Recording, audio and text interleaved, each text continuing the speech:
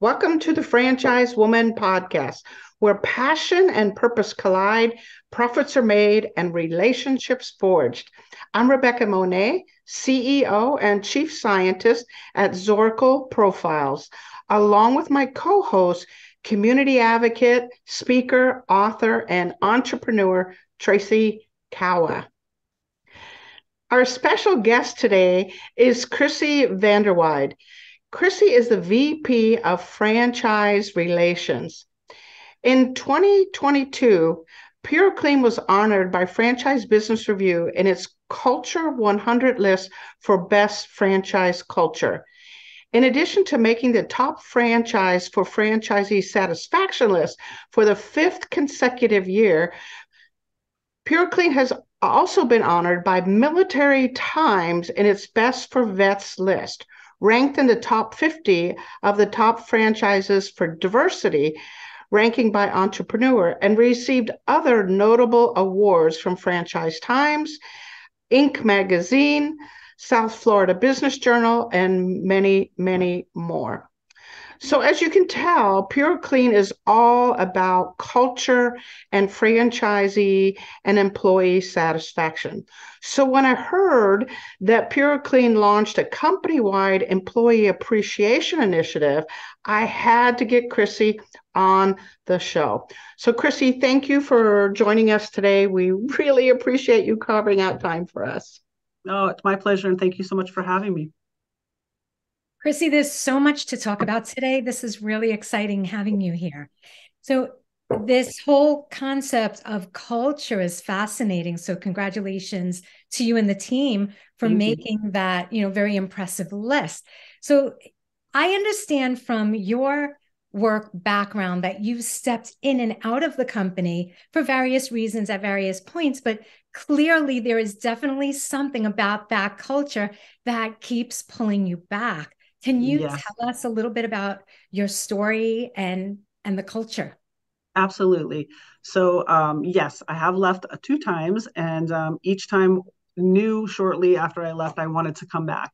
So, what is it that makes me want to come back? Number one, I believe in this brand. I always have believed in this brand. We're like the little engine that could. I knew we would have our day. I knew we could do this, right? Become world class. And start building and growing and making successful entrepreneurs. So that's exciting, right? I don't have the aspiration to be my own business owner, but I love the privilege and the joy I get in helping those that do, right, be successful. So that's the big driver for me. It's all about the people, and it's all about being of service to people. Um, a long time ago, when I was in high school, very long time ago, I thought I wanted to be either an accountant or a social worker, right? Two Uh, very different things, right? Mhm. And it occurred to me about 2 years ago. I was driving home one night, and I asked myself, why does this work for me? Why have I been here for so long? 30 plus years. Why am I not seeking something else? Am I missing something? I realized in that moment that this brand allows me to do those two things. Social work. It's helping people. It's an yes. advocate for the underdog, the people that don't have voices. Well, that's what I do for franchise owners and for the team, right? Accounting. I get to count numbers all day long and do different things, and so it just naturally fit for me. And I didn't really understand that until I asked myself the question on that ride home, why does this work? Wow. There's great days, there's good days, sometimes you have bad days, but at the end of it all, we have amazing humans within the PuroClean brand. And I wish everybody could be a part of it for just a little bit to see what it's like when you really work together, how you can really become great together. And it starts with our home office here. We have a team of, we're up to 71 people now. So for me being the first and only employee back in 1988 to be here with 70 other folks who are making this happen is really kind of cool. And, we have opportunity for even more folks to join our amazing team. So, coming here every day with these folks and working with them and laughing with them and sharing with them, and we have hard times and we're there to help each other. We have frustrating days and we're there to build each other up. Why would I want to be anywhere else for 40 plus hours a week than here, which is, my second home at PuroClean, right? Um, in our franchise owners, they work in that same space. I mean, there's something, the common thread, I think, for PuroClean is that desire to serve. Um, our industry is a great industry. Our brand is phenomenal. We have a lot of opportunity, but if you're not if you're not driven by getting up every day and serving people first and then making your profit and all that other kind of stuff, that's the disconnect. So when I look at our team and our franchise owners, when we all get together, we're about to do it in 3 weeks in New Orleans, and I'm super excited. It's all about sharing, right? It's taking that franchise owner who's been in the business for 25 years, and we have a couple of them, meeting that new person who just came out of training class and saying, hey, let me help you. Let me tell you what I've learned for 25 years, and let me get you past some of the pitfalls, help you be successful earlier on. It's all about sharing and paying it forward. And when you stand back and watch it, it's just like the greatest reward. So you're reminded of why you come to work every day, why it's important to always give your best foot forward, and why it's important to really be of service to each other. This world's getting tough. It's tough enough. We don't need to add to it. Let's be a light for each other, kind of thing. And so that's why I come here and why I love this brand and why our team and our franchise owners are so amazing. And our partners too, our vendor partners, they're just the extension of who we are. And we've got some of the best in there also. So it's just a great, well-rounded, fun machine. And like I said, we've learned from our mistakes in the past, and we kind of let that stuff go, and we found our right formula. And hopefully we continue to have, positive franchise owners that are happy with our leadership and our service to them. And we hope that the team continues to be engaged and be of service to our franchise owners. So we try to make it fun. We try to keep it light. We try to keep it real, and we try to keep it personal. Corporations are corporations.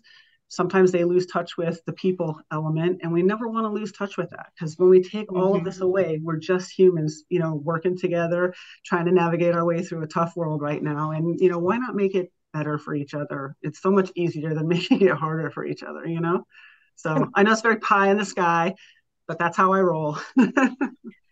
I wish more people rolled like you, Chrissy. Oh my goodness, I love this. Now, give us a little background of the history of PuroClean. You were the first employee, so you've seen a lot of changes over that 35 years or so. And then along with that, those changes would affect the culture.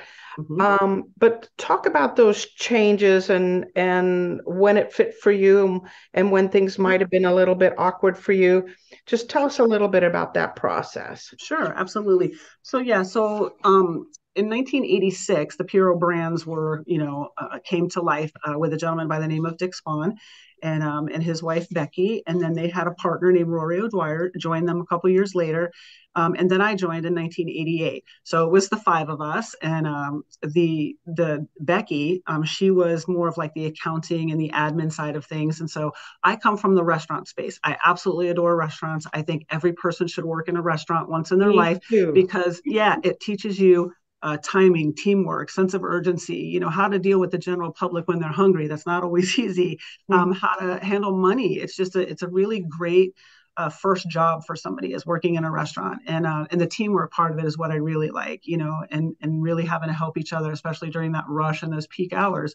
So Mr. Spawn knew me personally. I'm a friend of his son, and I was working at a TGI Friday, so I've kind of been in franchising in some space in my whole life. Dairy Queen was my very first job. Adored Dairy Queen, big fan of Dairy Queen still to this day. Then Fridays, Pizzeria Uno. So again, that restaurant and franchise space. So getting here was new to me. It was an office job. It was 9 to 5. It was Monday through Friday. It was an hourly rate. At the time, we wore shorts and tank tops to work. We're a Florida-based company. Why not? And so it was really just a great beginning. It was a very humble beginning, and we knew what we were trying to accomplish. We weren't franchising at the time. We were a different type of concept. But in 1991, we went into franchising, and we started with Puro first. So Puro first, our focus was to bring on general contractors and to teach them how to diversify by adding the mitigation element to their portfolio. So they could be what we called a single source provider. So if you had a loss at your house, you would call Puro first. They would come out and they would do both the cleanup and then the rebuild, and your house was good to go. And then they would move on. Not a bunch of different contractors, not a different bunch of phone calls, just one team start to finish, right? And that was going great for a very long time. And we learned a lot. We learned a lot about franchising, the FDD, the FTC, the rules that govern, franchising, and how certain states have certain laws that you have to abide by, and, things that we can and cannot say as a franchisor, So it was, again, a lot to learn, and it was fun to learn. Looking back, it was tough. It's like, I don't understand this. Why are they asking for this? And there was a lot of questions, but going through the process really helped me understand franchising as a business model and helped me understand why it's important to do all those things and follow all those rules and do it clean, make sure that you're doing everything above board. So you have a brand of value and integrity, and that's what you want, so it was important to do all that but like a kid, I was young then, I was like 20 something, and I wanted everything right away, and you had to be patient. So it paid off in the end. But when we got to a certain point, contracting and building took off, and we just had no leads because no contractor was ever going to believe there was going to be a downturn in the economy and that they were going to find themselves without work, right? They thought it was going to go on forever. So we had nobody interested in Puro first. So at the time, we did our own like equipment and products brand, and we retailed it out of our warehouse here to our franchise owners. And that brand was PuroClean. So the name was already trademarked. It was already familiar to people. So we decided, let's do what we do best. Let's teach people how to do mitigation.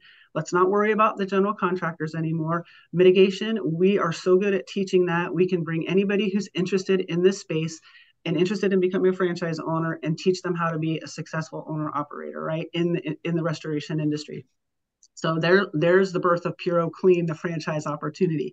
So now we know that we can go out to anybody, husbands and wives, fathers and sons, college buddies, whatever it is, multi-generational, they come in here and we teach them how to start this wonderful PuroClean operation, and they go out there and we give them the tools and the processes and we help them along the way. Some are wildly successful. Some find out early on this wasn't for them. It's a lot of hard work. It's not an easy opportunity, but it's a really great opportunity if you want to serve and be of value to people in their time of need.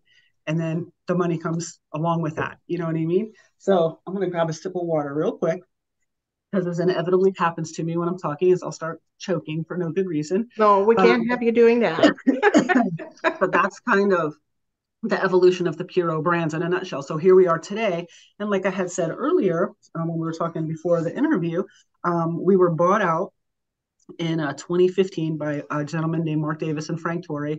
And they have just been really great to us because they come from the industry. They don't know franchising. They didn't know. They know it now, but they didn't know franchising when they came in. That's where Steve White, our president and COO, comes in. Franchise guy his whole life, 30 plus years, or 35 years, maybe even longer. So, excuse me. So now you have a president and a COO who knows the people part of franchising, franchise, and then you've got Mark and Frank who know this industry on a much larger scale than PuroClean, because they focus on large, high-end commercial property losses. And the reason why they wanted Puro is because a lot of times that company is Signal Restoration. They get a lot of jobs that are too small for them. So they have our PuroClean offices now. That's what we do every day, is those smaller losses, right? The day-to-day things. And so now if I'm a PuroClean and I get a job that's too big for me, I don't have to say no, because I have a sister company, Signal, who has the resources. So I pick up the phone, they come in, we do the job together. My customer is still happy. It's a large job. I learned something along the way, and I have my sister company, Signal, backing me up. So it just gave us so much more opportunity, especially for our newer franchise owners, to not have to say no in the beginning. They get that big opportunity. They don't have to walk away. They can just walk out, feel confident, pick up the phone, and know that we got it as a unit, So just a lot of opportunity has come with Steve, Mark, and Frank at the helm, opportunity that we didn't have in the past. And it helped us get to the next level, and that's where we are now. We're kind of like on that tough word every time, trajectory of going up. And if we don't maintain our franchise owner satisfaction, we don't maintain our employee, satisfaction, that momentum is going to slow down and go away, which leads into why I left a few times in the past. So, everybody has to find a space that works for them, and you have to be aligned with leadership, and you have to be aligned with the vision of the company. And when you find yourself in a position where you're not necessarily in alignment, it's not going to work. So you have to decide for yourself, do I want to fake it through this, or do I want to walk away for a little while and come back when it's reset and try again? And that's what I did the last time in 2012. We had a different type of culture, a different type of leadership. And they came in lovely people, and they came in to do a job, and they had a vision, and it was a very different vision than what we had been, moving under. And we probably weren't ready for it at the time is all. And so we weren't prepared. It was frustrating to them. It became frustrating as a whole. So I knew for me personally, I had to take myself off the playing field for a little bit, Right. take myself into a timeout, you know what I mean? Figure out what I wanted to do. It took about 2.5 weeks. And because I still believe in this brand, I was contacted by Mr. Spawn, who started the brand back in the day. And he and his son actually owned a PuroClean franchise. And so I went to work for them. And so for me, it gave me an opportunity to see both sides of the fence. And then when new leadership came in here at PuroClean home office, I was invited back, which I was, happy to come back. And the owner of the PuroClean, Todd, he was super gracious and understood. And his words were, you could actually help more people if you went back to the home office than if you stayed with me. And what a giving kind of sentiment is that, you know what I mean? How nice, he's a great friend, and he knows what I'm capable of, and he felt like he would hold me back from what I could do for myself and other people. And so he was like, you need to go do it. So I mean, that's the kind of world that I live in, and that's what we try to foster for each other. So huge of Todd to do that. Came back and started to watch a little bit of change, positive change, and really admired Steve and his leadership and the way that he treated all of the employees. He would go to lunch with them. He would, and this is me watching from the PuroClean franchise, because in proximity, we were like right across the street, literally from each other. I would still go to lunch with the home office team, even though I was working for Todd's franchise, right? And so I got to still kind of be in the know of some of the things, but I got to see Steve in action, and he's just a real down to earth kind of guy. And he's of the people. He loves people. I mean, almost as much as I love people. So it was really fun to watch him engage and tell his story with the team and stuff like that. And I thought to myself, man, I wish I had stuck it out a little longer to have an opportunity to work with him. And as fate would have it, I couldn't have scripted it any better than it happened. I wound up back here in 2012, and I've been back ever since. And I came back to accounting where I left, and just kind of evolved to where I am today. But it's really fun. I mean, like I said, you have to be true to yourself. And sometimes money isn't the objective. It's not worth taking that, giant salary job and all the burden that comes with that if you can't really be true to who you are and give of yourself truly. And so that's the space that I found here at the Puro Brands. And I think that's why it's lasted as long as it has. If it changes one day for the negative, and I hope it won't, and I don't believe it will, not anymore. I will leave again one day, and at some point I will retire, and I will have FOMO, what do they call it? FOMO, fear of missing out. Yes. As I'm retired and doing something fun and relaxing, I'll still be thinking about what am I missing at PuroClean, but I have a feeling I'll still be in the know, right? So yeah, that's kind of like the story about PuroClean and kind of the Puro Brands and how I got here and why I've stayed. And it's a people thing is what it is. I just love our people. I just really, truly do. I'm a little bit curious about something. Sure. Yeah. You already had this incredible background of customer service and vying for people or advocating for people and mentoring and coaching. I'm curious what you got to learn and add to your skill set that you already had when you were working at the franchisee level. Perfect. So I think empathy is the biggest thing I learned. So one of the things I would say working for the franchise is dealing with the general population and the general public makes me thankful for the franchise owners who you become partners with for the term of their agreement, and hopefully when they renew their agreement, right? So you're getting into this relationship, and that's what it is. You have an opportunity to get to know our franchise owners, help them, talk to them, learn who their children are, their spouse are, watch their kids graduate high school and go into college or take over the business. We're seeing some of that now. And I'm one of the few people that gets the luxury of seeing that, or the gift of seeing that, right? Some of our newer team, they don't know that back history. So I think being empathetic to a franchise owner when they call when they're having a bad day, and they make it sound like it's personal, but it's not. It's the world they live in. The world they live in is people who have had a traumatic loss at their house, their photographs, their family mementos, that piece of furniture that's irreplaceable has now been damaged, and they don't know what to do. It's catastrophic, right? So sometimes they're a little on edge, sometimes they're upset. So our franchise owners have to wear a lot of hats. They have to go out and they have to be consoling. They have to be reassuring. They have to, build confidence that, it's going to be okay, Mrs. Jones, your house is going to be fine, and we're going to save those pictures, right?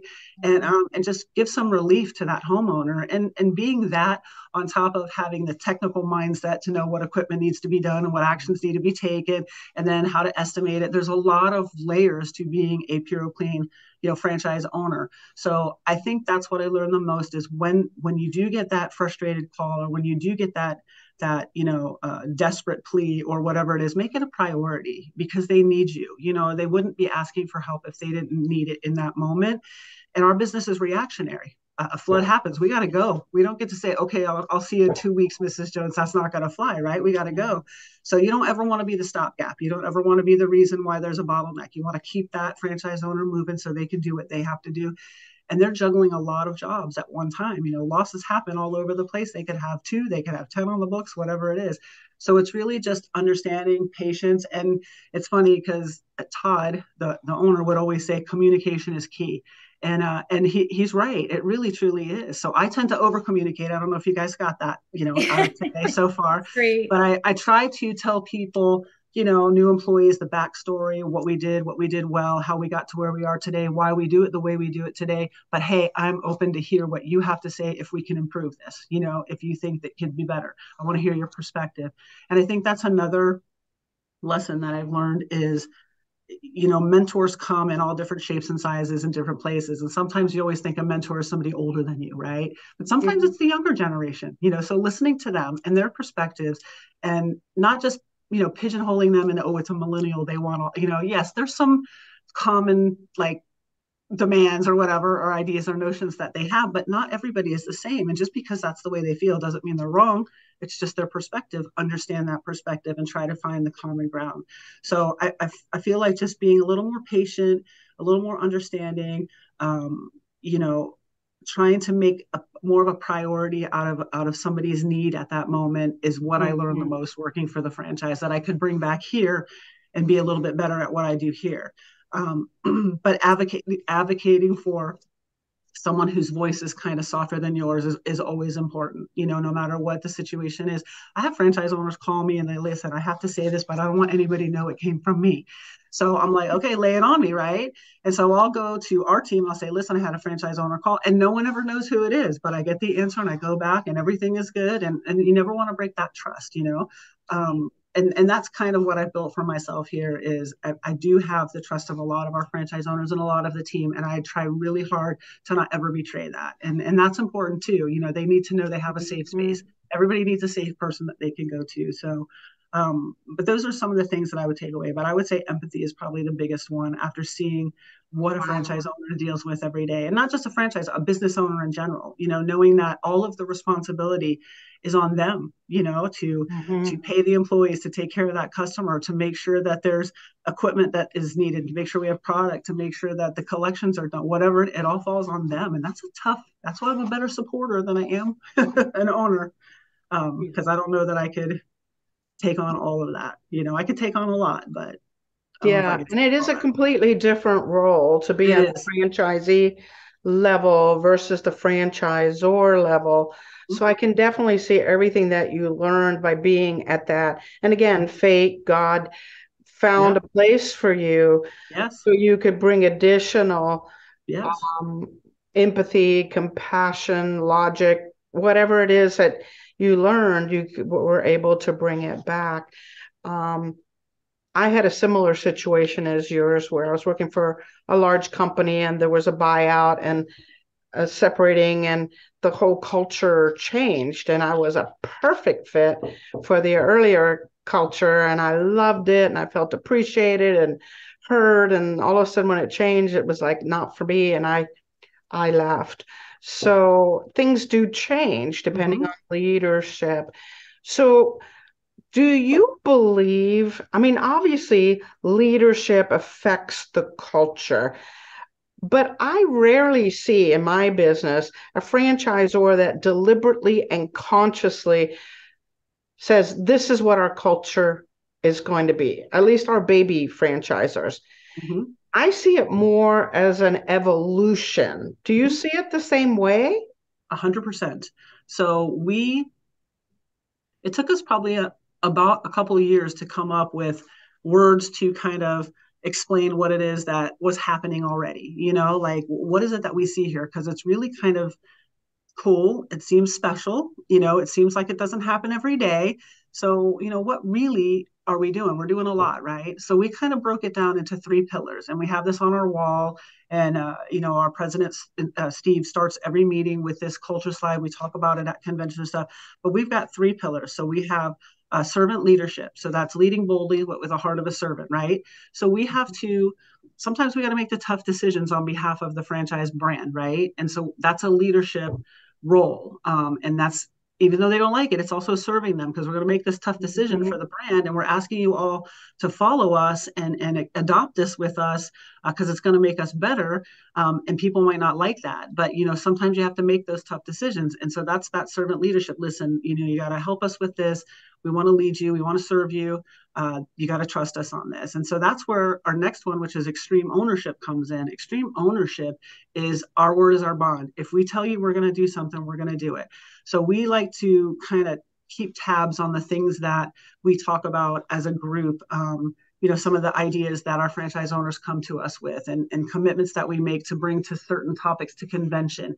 So we always like to kind of keep a public action log of the things that we're working on, that are feedback from the FBR survey that we do, that are feedback from just surveys that we do out to our regions, convention, the things that we do to really listen to our franchise owners. So we try to always keep a running log and then check them off as we do them. And there's people to be accountable for it and make that public, right? So it shows that, listen, we said we were going to work on this, and we've done it. Check that one off. We've done this, we're going to check that off. Mm-hmm. So an action log is really, simplified way of doing it, but that's how we do it, so that everybody could log on and see, and it's not just a select few that know what we're doing, right? And so extreme ownership, and that's just saying, hey, we're committed to doing what we say we're going to do. And the last one is active collaboration. So that's when you get the buy-in from the franchise owners that, hey, they do have our best interest at heart. They are people of their word. So let's trust them and work with them, right? We always want to work with our franchise owners, because we may think we know, we've got the finger on the pulse of what needs to be done in the community or in the brand. And we hear them and they're like, oh, maybe we're off the mark, or no, we were right on the mark, and we can course correct accordingly, right? So this way, when the franchise owners feel heard, it's easy for them to buy in and trust us when we do have to make those big decisions. We work with, some big insurance companies as partners with us, and they have rules to how they want us to serve their customers and how they want us to provide documentation. And they change those rules on us quite frequently. So we've got to be able to really do a quick turnaround and get 100+ people to, rethink what they've learned, start this new one, and kind of implement it by Friday. We're hearing about it on a Wednesday. Wow. So if we don't have that trust among franchisor and franchise owners, it's going to be hard for us to get people on board and say, okay, we'll make the change. We don't like it, but if they're telling us we need to do it, we're going to do it, because we know it's important that we do it. So that's kind of what we saw happening. And those are the 3 tabs that we kind of use to identify it, short and sweet, so that people can remember it. And it really is from the top all the way to that newest employee that we talk about the culture. So here, everybody jumps in. Like we have our biggest company event is coming up in 3 weeks. We're heading to New Orleans for our convention, right? I have 20 people folding shirts at any given time. Hey guys, I need you guys to fold all these shirts and organize them by size. They all stand around what we call the collaboration station. It's this big white table that Steve had us build a few years back, usually full of food or puzzles, but on this day it's convention stuff. And they all stand and walk, and they talk and they laugh, and they're folding shirts and they're stuffing envelopes and they're putting ribbons together and badges together, and they just do it like, it's just another day, and there's nobody on our team that ever says no. We have 4 big trailers that we fill with equipment when we have to deploy and go to hurricane areas or flooded or things like that. We have one guy in the warehouse, Javi, who manages it all, does a phenomenal job. Javi's one guy. When the time comes to get those trailers on the road, I have people from my accounting team. I have people from business development. I have people from operations. I have people from marketing, all put on a t-shirt, and they're out back and they're putting equipment, and they like an assembly line. They have it down, and they do it because Javi needs it. and they love Javier, right? So we all work together. Anything anybody needs, we stop what we're doing and we help.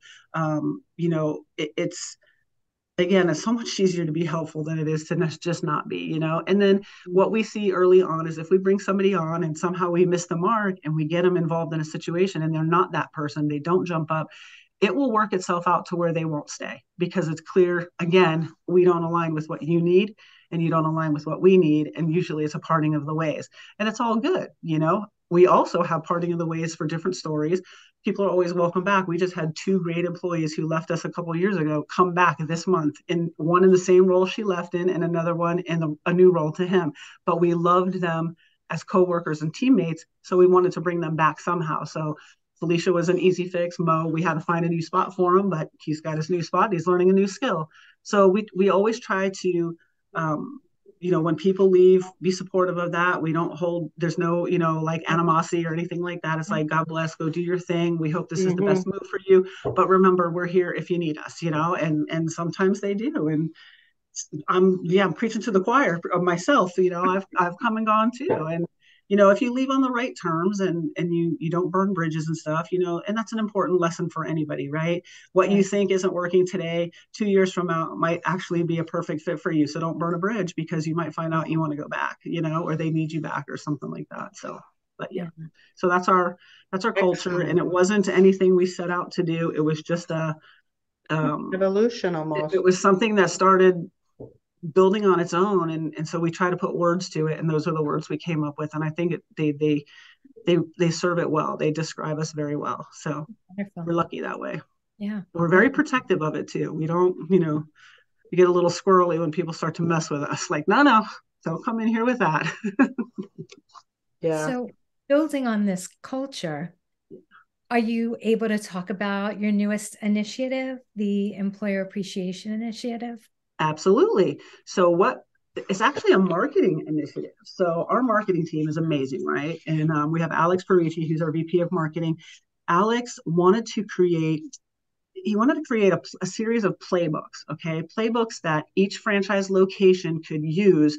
And if you followed the playbook, it taught you how to connect your social media, your print material marketing, your website marketing, your in-person marketing. It teaches you how to tie all those together and how they all come into play when it comes to marketing your business, right? So we always come up with a marketing calendar. So PuroClean, the franchise owners are encouraged to go out every day into their local communities and tell their story, and hire salespeople to go out and tell their story.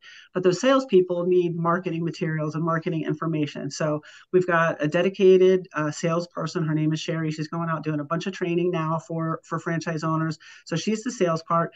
Alex and his team are the marketing part, but they go hand in hand, right? So for a long time, we were guilty of saying sales and marketing like they were the same thing. So again, learning as we grow and learning the differences between these things, and things are not the same. Sometimes they're very different, right?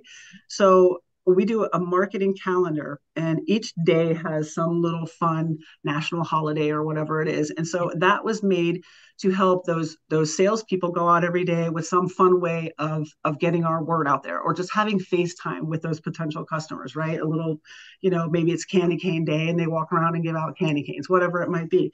So taking on that, we knew March 3rd was Employee Appreciation Day. So the marketing team created this playbook, this first quarter playbook for 2023, to be about employee appreciation. So culminating with the Employee Appreciation Day. So it was tips that you could do to kind of create this event for your team and kind of highlight your team and recognize your team. And, let's face it, for our franchise owners, their teams are the people that are out in the community, in those customers' houses when that water loss or that smoke damage or whatever it is has happened. So they're the face of that business, right? So you want to make sure that you recognize them and you appreciate them. They're going into tough situations. And a lot of times it's not always the owner that gets those emotional customers. It's that technician or, that project manager or who's out there, right? A million questions. What are you doing? Why are you doing this? Why does this piece of equipment have to be in my house? Or my kid's in danger? They have to just wear all these hats and know all this stuff. So we really want to appreciate and acknowledge what they do, right? On a big scale, not just our home office, but we also want to lead by example here in the home office. So if we're going to tell our franchise owners, hey, you should try this playbook, we should try the playbook too. So over the course of the first quarter, we were working with our PR company, and we were working with the team here, and we came up with a few ideas. And so our Employee Appreciation Day kind of culminated with Wednesday, Thursday, and Friday, leading up to Friday, March 3rd. And so we did something called Word Wednesday. And it was, what is one word to describe our team? And it was all about the team, right? And so we had great words on our wall. We had selfless, we had willing, we had dependable, we had committed. My favorite one was bodacious. I don't know who put that one on there, but I love it. That's right? my favorite Bodacious, word. right? Good, right? Rebecca loves that word. So One Word Wednesday, and it was great because not only do we have the home office team participate, but even our remote team that we don't get to see every day joined in. So it was great to get those words from them. And I was like, email me, I'll go hang it on the board, So I was back and forth all day putting things on the wall. So we still have them hanging in the kitchen. And then on Thursday, we did Thankful Thursday. And it was, what are you most thankful for from the PuroClean team? And then you read things like, because we're family, because we have each other's back, because we're there to make each other smile, because we're fun to laugh with, And so you really kind of get a feeling of how other people perceive this brand, this team that we have. Other people are coming to the table. I know how I feel about it, but it's nice to see so many of our team feels the same way, right? So that was fun. And then we had Friday, which was Employee Appreciation Day. So it was Fantastic Friday. So our marketing department took a headshot of every single employee on the team, and we hung it on a main wall in a big open area. And then we had hundreds of Post-it notes and markers, and the instructions were, go write a note for your friend, put something fantastic about your teammate on a Post-it note and whatever. So they were words of appreciation, words of encouragement, jokes that employee might have with the other, team member. Like I put on one young man's "May the Force be with you" because he's a big Star Wars fan. And unbeknownst to me, like a couple days later, I saw one that I didn't know it was him. I thought it was him, but it says the Force is strong in this one. So we're like playing off our Star Wars love for it. So it was really cool to see that. So it's still hanging up there, and even still people are adding to it. And so in a couple of days, we'll probably take it down, and we'll send our remote team all of their Post-it notes so they can see what the folks at home office said about them and vice versa. But it was a really cool initiative. And Steve White sat there 15 minutes going down the wall, sticking Post-it notes on everybody. So from leadership all the way to our newest team member, we're all giving those little kudos and those little attaboys and girls to the team. So it was really fun. Then we had a big team lunch. We don't ever miss lunches here. We're all about our food here at Puro.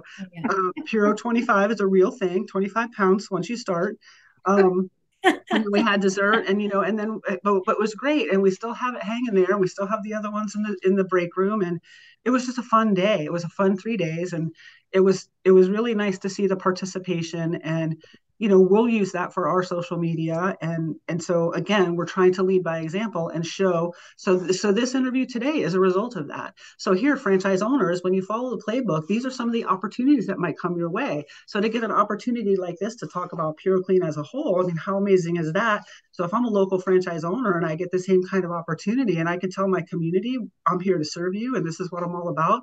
Yeah, let's do it. Let's follow the playbook. So it really came out of marketing and their creative minds, and their desire to kind of teach people why all of these things, SEO, website, print materials, word of mouth, all go hand in hand to tell a story. It's not just one singular thing that's going to do it. It's the complete playbook. So we'll have another one coming up. I don't know what the second quarter is. It's going to be unveiled at our convention in April coming up. So they're keeping it under wraps, but it'll be some other initiative. And, we just want to continue to grow on this. So we do a franchise owner survey every year. We do it in November.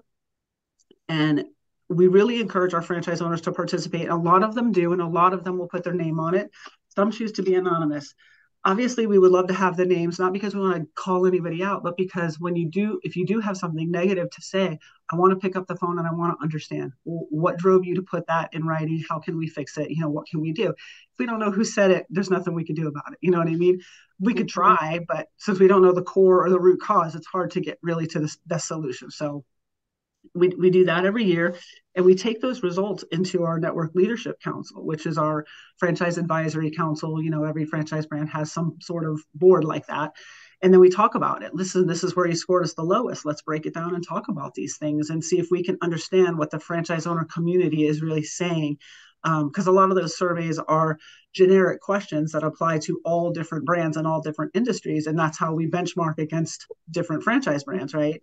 So for the questions that are specific to us, we know the answers, but those generic ones, we need to get an understanding. So we talk about that. And that's how that action log kind of comes to be, is we talk about the things that survey means, those results.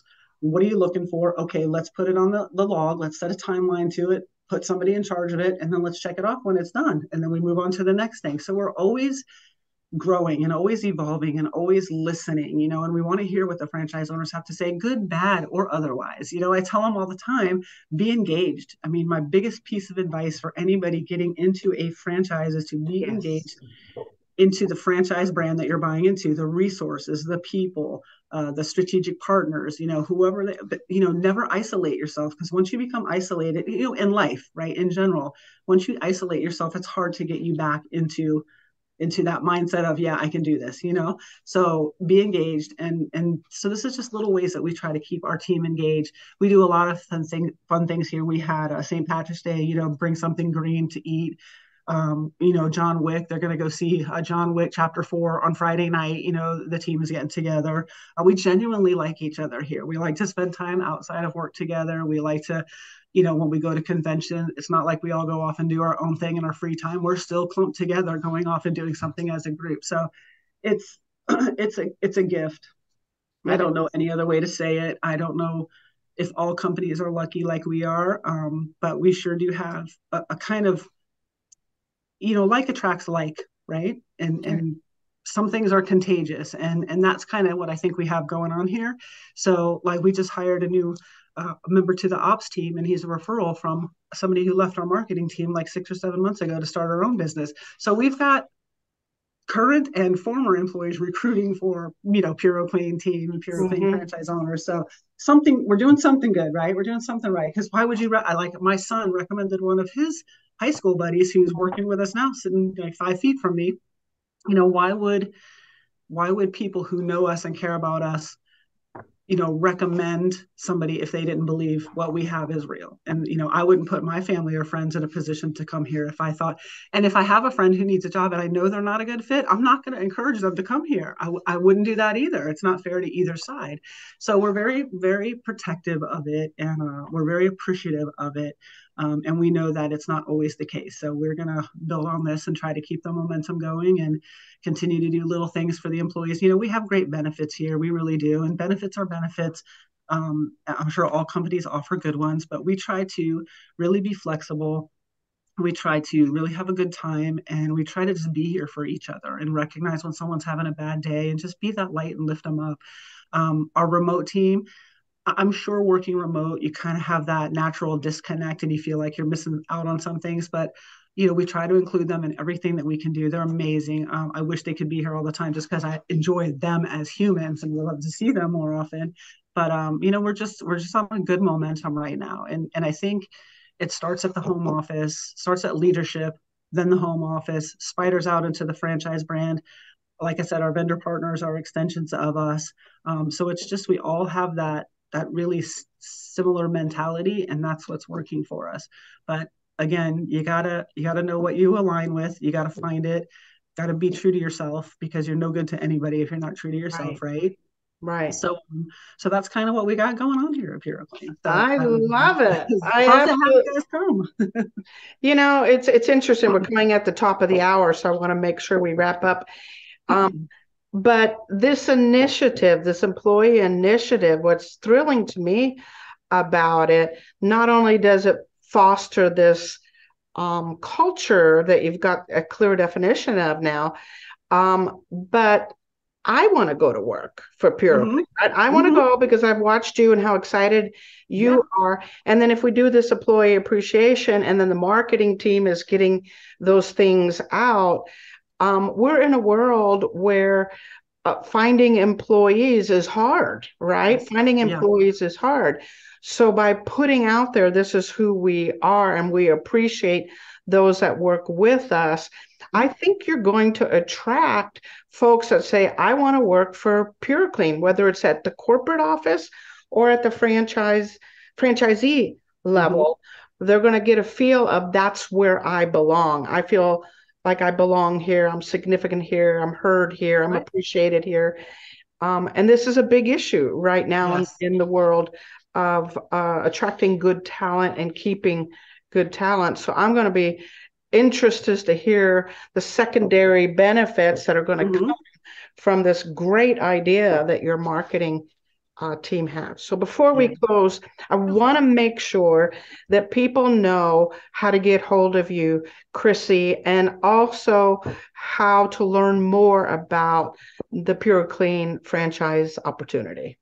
Absolutely. So for me personally, if you want to reach me, you can call me anytime. I'm here usually from 9 in the morning till like 9 at night because I just don't know well enough to go home. Having so much fun, want to stay till 9. But our 800 number is 1-800-775-7876. If you want to learn more about PuroClean in general or franchise opportunities, you can go to www.puroclean.com and that will lead you there. And then if you want to email me, it is my first initial and last name, C VanderWyde, CVanderWyde at PuroClean, PuroClean.com. Happy to hear from anybody anytime. Perfect. Tracy, I'm going to go to you to do a wrap up for us. I was taking notes in the background with my pen and still listening because you gave such wonderful pieces of advice. So I want our franchisors to listen to it. Tracy, what are your takeaways and your wrap up? One of my biggest takeaways from, a lot of what you, Chrissy, were talking about is the fact that, you had mentioned, I think we were even off camera, and then you said it on camera again, that it's easy to talk about something that you believe in, right? That because it's authentic. You don't have to pretend, you don't have to make something up and then try to remember what you said yesterday. It's like you believe in something. This is PuroClean is a culture that not only creates the talk, but then walks the talk, puts it into action steps. And I think there's something to be said because the proof is in the pudding. Because when you were talking earlier, you also mentioned, Rebecca and I had asked you about, where your franchisees were coming from. And you were saying, well, they're referrals. They're family members of franchise owners. They're family members of people who live here. There are vendors. So this is obviously a company that people enjoy talking about, right? Even when the camera is rolling, even when the camera's not rolling, right? Even when the camera's not rolling, they're talking about PuroClean and the integrity and the authenticity, and that's why it's growing at the rate that it's growing, and that's why you have you're attracting like attracts like. So just, kudos. That was my takeaway. I thought that was a really interesting point about people really buying into the servant leadership aspect of it, who are servant leaders at heart. And that I know for somebody who's a societal like myself, that really resonates with me. That resonates at the core. So kudos to you and your team. I definitely look forward to a tour.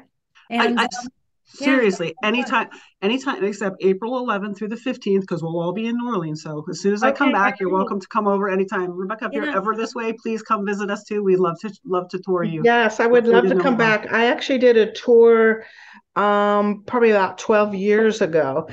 But I would love to come back. Yeah.